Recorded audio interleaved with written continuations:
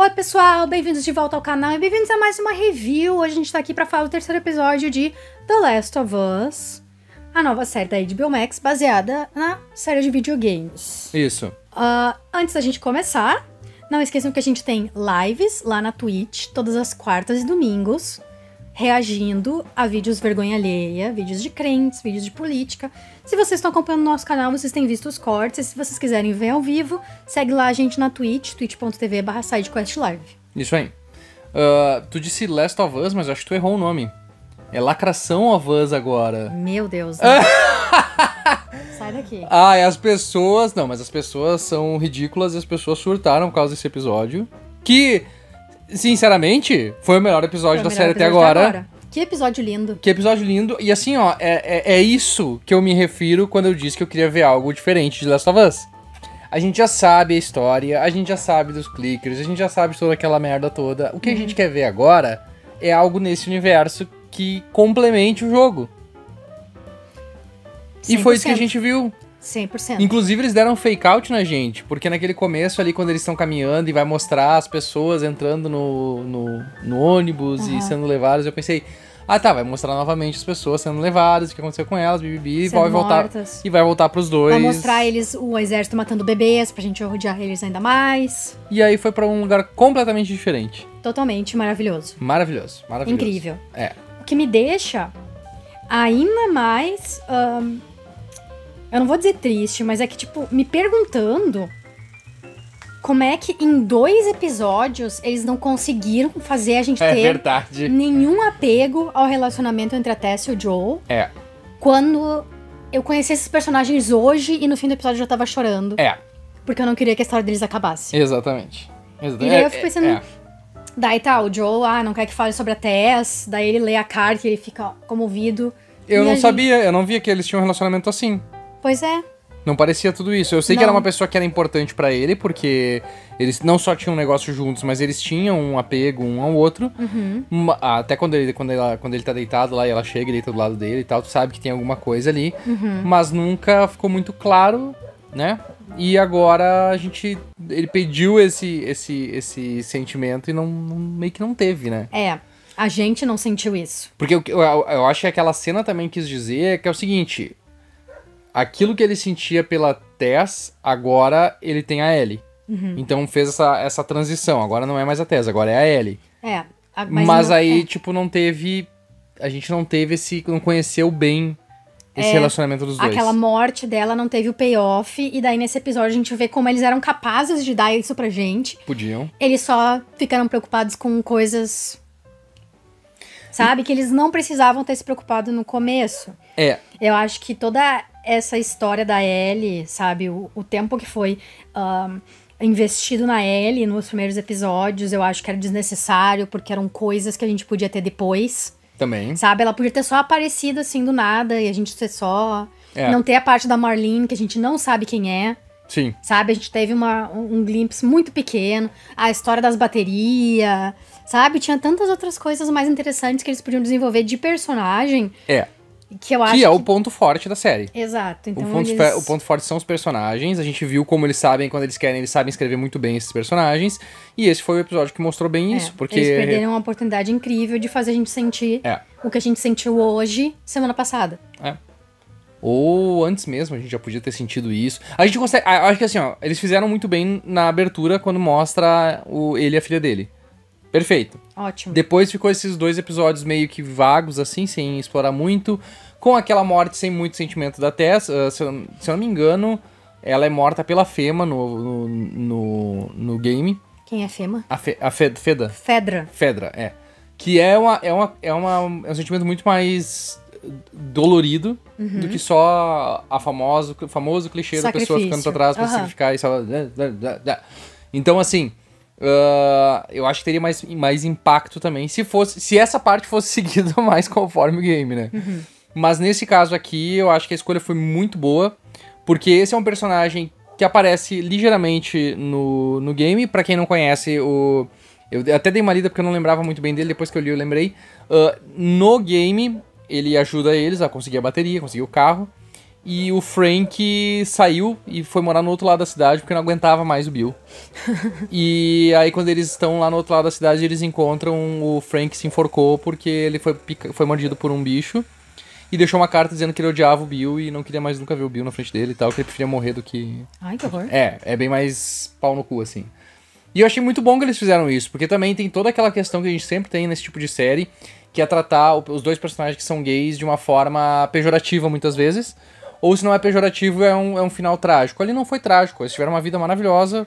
E também é um negócio, tipo, que quando alguém, nesses filmes de zumbi, tenta criar uma comunidade saudável, alguma coisa sempre dá errado, porque chega uma gangue de humanos maus, ou alguém é mordido e não avisa, e dizima todo mundo. Então é bom ver que eles conseguiram viver ali 20 anos, sabe, em paz, sabe, e que eles... Fazendo companhia um pelo outro. Fazendo companhia pro outro, e que eles conseguiram ir embora nos próprios termos. Exatamente. Sabe? Então, nossa, foi um episódio, assim, muito bom. Eu fiquei muito E o Nick Offerman, chocada. filé, atuação filé.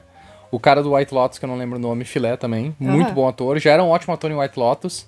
Assistam White Lotus. Tomara que ele volte agora em mais coisas, porque ele já mostrou em 2 papéis que ele consegue muito bem fazer o trabalho dele. E eu achei que foi... E também achei que foi... foi bonita a forma como desenvolveu o relacionamento deles, assim. Foi uma coisa legal, assim. Foi uma coisa... engajante, né? E o melhor, tu foca... mas o episódio de Last of Us tem que ter zumbi, tem que ter fim do mundo. Mas aí tu vê as pessoas felizes com as poucas coisas que eles conseguem de diferente, com aquele pouquinho de luxo que eles têm, assim, faz a vida deles ser muito maravilhosa. Né? E aí eles têm... eles conseguiram plantar morango, eles estão felizes da vida que eles têm morango, eles choram de felicidade porque eles têm morango, sabe? E aí, tipo, é legal ver isso nesse cenário caótico de fim de mundo, então... Não ver as pessoas ficar se fudendo o tempo todo, que nem a gente tava vendo até agora. Vivendo na miséria, comendo ração, lutando contra o governo, sabe? Podendo ter... Sabe? Existe vida pós-apocalíptica. Só que o problema é que ele justifica sobrevivencialismo. Não sei se... Porque é o que ele é. É o que o personagem do Nick Offerman é. Sim, exatamente. Mas aí, no caso, eu acho que é mais a questão, assim, de... aqui nunca aconteceu um cenário, e provavelmente nunca vai acontecer um cenário assim. No caso ali, mas nunca se sabe, então se prepare, sabe? Essa é sabe, a questão. Eles tinham... E aí é muito legal depois, quando o Joel vai lá com a Ellie. É verdade. E daí eles têm papel higiênico, eles têm roupa, eles têm água quente, sabe? E eu sei que tu disse que tu não gosta da Ellie, mas eu gosto muito dela. Ela tava mais legal nesse episódio. Porque, se ela não falasse nada, o Joel não ia falar nada. Sim, o Joel sabe? Eu disse pra Maria, o Joel é mandaloriano, ele tá igual um mandaloriano. Ele é um mandaloriano, exatamente. Ele foi de ser um mandaloriano pra ser um mandaloriano sem máscara agora. Exatamente. E eu acho que ela faz perguntas pertinentes, perguntas interessantes, perguntas que alguém da idade dela, que viveu o que ela viveu, faria. Com certeza. E é legal ver a reação que ela tem a todas as coisas que ela nunca viu. Sabe? Tipo, ela nunca entrou num carro, ela nunca viu um piano, sabe? Só acho que ela é muito idiota às vezes, que nem, tipo, não tinha por que entrar naquele porão ali, sozinha, sem avisar o Joe, esfaquear essa cena eu achei legal. Essa cena eu achei legal, porque mostrou, assim, que ela é bem... Ela faca na bota. Não digo faca na bota, ela é fria o suficiente pra fazer uma coisa assim. Sim. Né? Então, tipo assim, tu vê que, tipo, essa criança aí não bate bem nas ideias... que dá essa impressão. Só que mesmo assim, foi burrice da parte dela. Claro, mas eu achei legal a cena dela enfiando a faca na cara do bicho, assim, e cortando ele, que daí tu começa a ver que ela não é tão inocente quanto parece, né? E daí agora ela pegou a arma, e se mostra uma arma, a arma vai ser disparada, então... Ela vai ter que disparar até o final da série, no caso, em breve, provavelmente vai ser no próximo episódio já, porque eles não estão querendo... alongar muitas coisas. Uma coisa que eu achei legal também foi a ideia do ataque que eles sofrem ali, né? Que tem os caras vendo nada e de repente vai ser personagens que a gente vai ver mais adiante ali, né? Gangues como essas, assim, devem aparecer provavelmente mais nessa história. Mas eu achei muito boa a cena deles tentando atacar e falhando miseravelmente, porque as armadilhas dele eram muito boas. Né? E aí... E teve ali um fake out também, outro fake out, que era ele tomando um tiro e tu pensando, morreu, né? Sim. E aí daqui a pouco não, ele não morreu, ele tava de boaça. E eu achei muito legal, porque quando aquela gangue chega, e daí ele começa as serras, eu fico... Que ele botou umas serrinhas ali. Não, era só pra fazer faísca, pra sair o gás. E... Genial. Genial. Ele é muito bom. Muito foda. Em todos os sentidos, assim. E é o sonho de cada pessoa, né? Eu acho, ficar sozinho numa cidade com todas as coisas que tu pode pegar lá do talvez não sozinho. Sabe, eu fico pensando, será que ele não se sente sozinho? Mas aí ele contou na carta do Joe que ele ficou aliviado que todo mundo morreu. Porque provavelmente ninguém tratava ele que nem uma pessoa, sabe? Ele era o esquisito da cidade. Também, exato, né? exato. Ele era um paranoico, né? Aí não tem muito o que fazer. E daí foi a segunda vez que eu chorei no episódio, que foi quando ele disse que ele tava errado, sabe? Que o propósito dele era proteger o Frank. Ele protegeu o Frank. Que bonito. Que lindo. Foi um final bem bonito pros dois, assim, gostei. É um final feliz, né? Foi. Querendo ou não, é um final feliz. Foi um final feliz. Acho que dentro de tudo que a gente vai ver, é o final mais feliz que a gente vai ter nessa história. Pois é. O final mais feliz possível que poderia se ter, agora é só desgraça e amargura e dor e até o final da história ali, então...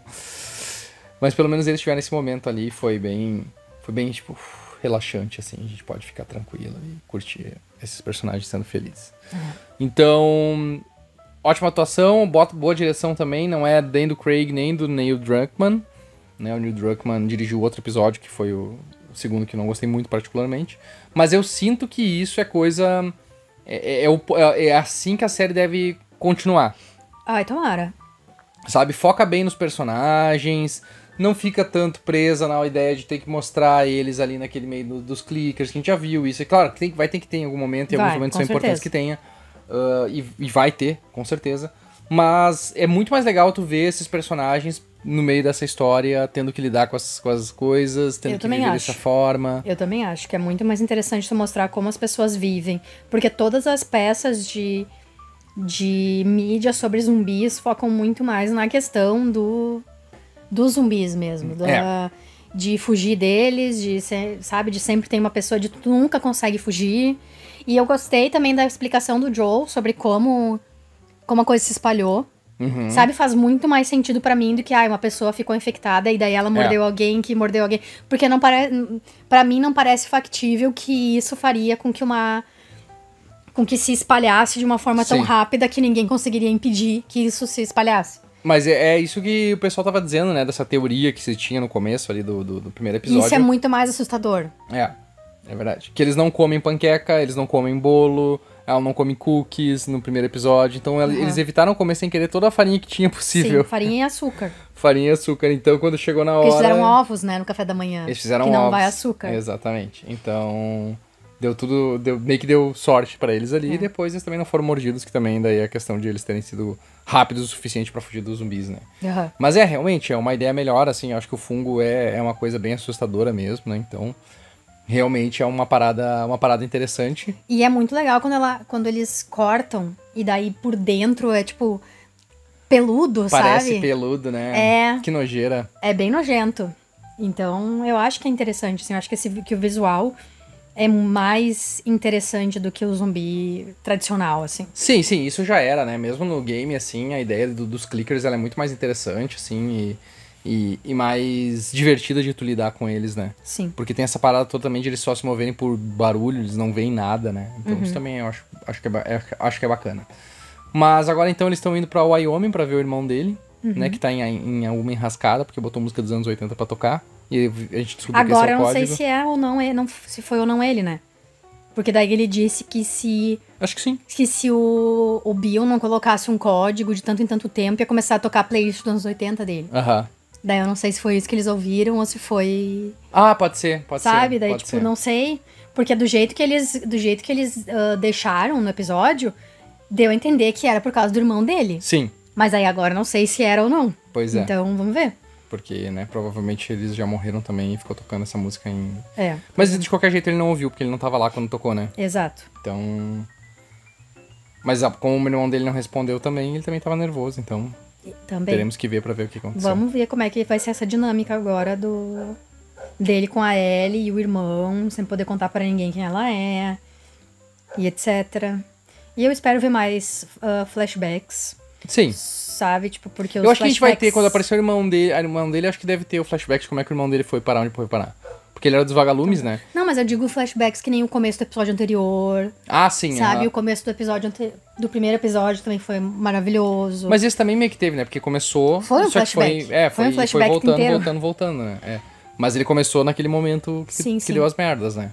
Então foi um ótimo episódio. Ótimo episódio. Era isso que a gente... Quanto eu gostei desse episódio. E todo mundo que reclamou, porque eu reclamei que, né? Ah, mas veja bem, porque não sei o quê. Era só isso que eu queria. Eu queria uma coisa que complementasse o que a gente já viu no jogo. Ah, mas as pessoas vão jogar no jogo. Beleza, mas o jogo é 80%... Assim, 80%. É 60% caminhando agachado, não fazendo barulho pra escapar dos clickers. Eu não quero ver isso na série. Uma vez é suficiente. Uma vez a cada 2 episódios tá bom. Ótimo, eu quero ver isso, eu quero ver esses personagens desenvolvidos, eu quero... Porque, como eu disse, o forte do jogo é esses personagens bons, esses personagens interessantes, esses personagens humanos, esses personagens tendo que sobreviver num mundo pós-apocalíptico, cheio de fungo e dessas merda toda e com um governo autoritário. Mas desenvolve em cima disso, traz algo diferente, né? Eu adorei a parte em que eles falam que o governo... Mas o governo é nazista. Eu adorei mas essa antes parte. Não era. É muito bom. Sim, bom. Ele é o cara é o Daniel Mastral, praticamente. Quem? O Nick. Bill? O Nick. Não. O Bill é. Não, bem capaz, Misael. Sim, ele é, porque ele adora teoria conspiratória. Não, ele é sobre... Não, mas tu viu que ele acreditava. Ele falou das teorias de conspiração. Não, é que ele provavelmente era o tipo de que achava que, tipo, o governo ia... Teoria de conspiração? Não é teoria de conspiração. É que existe cada um tipo de sobrevivência. Ele é um anarcocapitalista. É diferente, sabe? Ele usa a plaquinha do Don't Tread on Me. Não, tu viu comigo a série do Sobrevivor? Eu vi, Tem uns que acreditam que vai ser uma pandemia global, tem uns que acreditam... Ele é o que acredita que o governo vai tomar conta lá, então ele tá preparado pro governo tomar conta. Sim, não, mas ele tem uma plaquinha do Don't Tread on Me, que é dos anarcocapitalistas lá. O quê? Ele é anarcocapitalista também. Então tá. Bem louco. Mas enfim. Era um personagem que no final das contas se mostrou bem legal. Isso aí. Isso aí? Então tá, gente. Essa foi a nossa review do 3º episódio de... Eu já ia dizer The Walking Dead, de The Last of Us. Opa! Ato falho. Ai, pelo amor de Deus, não. Como sempre, não esqueça de deixar o joinha, comentar aqui embaixo o que vocês acharam do episódio. Se ainda não são inscritos, se inscrevam e acionem o sininho pra receber as notificações. Assim vocês ficam por dentro toda vez que a gente lança um vídeo. Todas as segundas tem review de The Last of Us. Durante toda a semana tem cortes das lives, que novamente a gente faz às quartas e aos domingos no twitch.tv/sidequestlive. E a partir de março faremos reviews de Succession. Então, fiquem de olho. Até mais! Tchau!